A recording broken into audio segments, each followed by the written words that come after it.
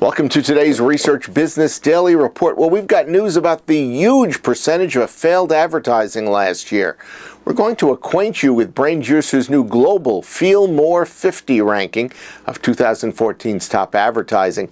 And we're going to reveal Gartner's damning assessment of the inefficiency of big data.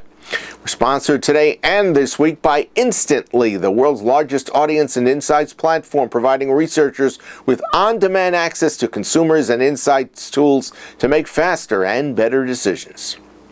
Fournaise Marketing Group has measured the effectiveness of over 2.5 million B2B and B2C marketing strategies, campaigns, and advertising across traditional, digital, direct, and mobile media channels, all during 2014. And it is estimating that 70% of the ads that were deployed failed to create a high enough audience engagement to generate solid incremental customer demand for the products and services being advertised. Fournaise found ads underperformed on 3 levels: message relevance, appeal, and actionability and end engagement. But Fournaise also stepped up to overlay a research explanation for some of these failures. According to Fournaise, advertising that was tested using qualitative methods and actually came up positive, in the end, had advertising that was highly ineffective and with low ROI when it was actually put out to the consuming public.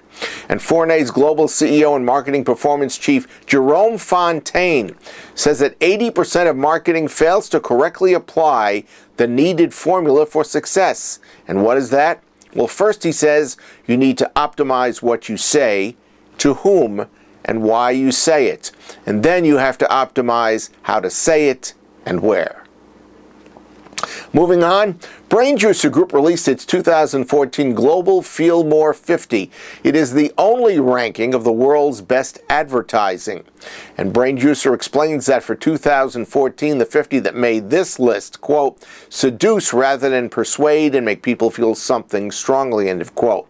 Check out the list for yourself. I found it quite interesting to see what made it and which ones I was familiar with. It's at http://feelmore.brainjuicer.com.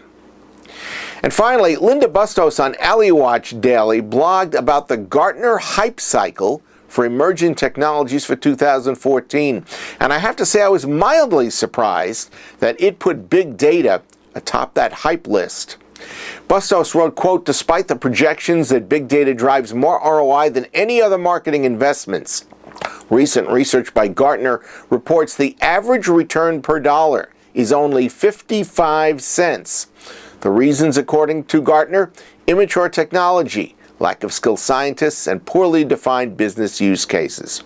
And by the way, there is supporting source for this overall conclusion that big data just isn't working like we think it might be. SapientNitro, in a paper called Insights 2014 Connecting Technology and Story in an Always-On World, sees poor communication between data scientists and marketers and poor execution and management of data science efforts. And so it recommends better practices for communicating with and managing the data science team. That's your Research Business Daily Report. We've been sponsored by Instantly, the world's largest audience and insights platform, providing researchers with on-demand access to consumers and insights tools to make faster and better decisions. Please visit www.instant.ly. There is no .com add-on. Have a great research day, and we'll see you back here tomorrow.